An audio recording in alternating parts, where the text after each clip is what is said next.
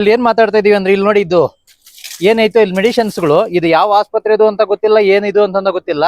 ಎಲ್ಲ ತಗೊಂಡ್ ಇಲ್ಲಿ ಸುರಿದಾರೆ. ಇಲ್ಲೇ ಪಕ್ಕದಲ್ಲಿ ಪಾರ್ಕ್ ಇದೆ ನೋಡಿ, ಪಾರ್ಕ್ ಅಲ್ಲೆಲ್ಲ ಜನಗಳು ಇದಾರೆ. ಪಾರ್ಕ್ ಪಕ್ಕದಲ್ಲೇ ನಗರಸಭೆ. ಒಂದು ಇಲ್ಲಿಂದ ಒಂದು 100 ಮೀಟರ್ ಕೂಡ ಡಿಸ್ಟೆನ್ಸ್ ಇಲ್ಲ. ಇಂಥ ಜಾಗದಲ್ಲಿ ಇದನ್ನ ತಗೊಂಡ್ ಸುರಿದಿದ್ದಾರೆ ಅಂತಂದ್ರೆ ನಿಜವಾಗ್ಲೂ ಮಾನವೀಯತೆ ಆಯ್ತೋ ಅಥವಾ ಮನುಷ್ಯ ಏನು ಅಂತ ಗೊತ್ತಾಗ್ತಾ ಇಲ್ಲ. ಇಲ್ಲೇ ಕೋರ್ಟ್ ರೋಡ್, ಅಲ್ಲಿ ಮೇನ್ ರೋಡ್ ಕಾಣಿಸ್ತಾ ಇತ್ತು, ಅಲ್ಲೇ ಕೋರ್ಟ್ ರೋಡ್. ಇವೆಲ್ಲ ವಾಸವಾಗಿರಂತ ಮನೆಗಳು, ಈ ಮನೆಗಳು ಮುಂದೆನೆ ತಾವನ್ನ ಬಿಸಾಕಿದ್ದಾರೆ ಅಂತಂದ್ರೆ ಅವ್ರ ಮನುಷ್ಯತ್ವ ಮರ್ತವ್ರೆ ಆಗಿರ್ತಾರೆ. ಈ ವ್ಯಾಲಿಡಿಟಿ ಮುಗಿದೋಗಿರೋಂತ ಔಷಧಿಗಳನ್ನೆಲ್ಲ ಇನ್ನೂ ಬಿಲ್ಟೆ ಕೂಡ ಓಪನ್ ಆಗಿಲ್ಲ, ಅವುಗಳನ್ನೆಲ್ಲ ತಗೊಂಡ್ ಇಲ್ಲಿ ಹಾಕಿದ್ದಾರೆ ಅಂತಂದ್ರೆ ಇದನ್ನೇನ್ ಗಾರ್ಬೇಜ್ ಸಿಟಿ ಅನ್ಕೊಂಬಿಟ್ಟವ್ರ ಏನು ಅಂತ ಗೊತ್ತಾಗ್ತಾ ಇಲ್ಲ.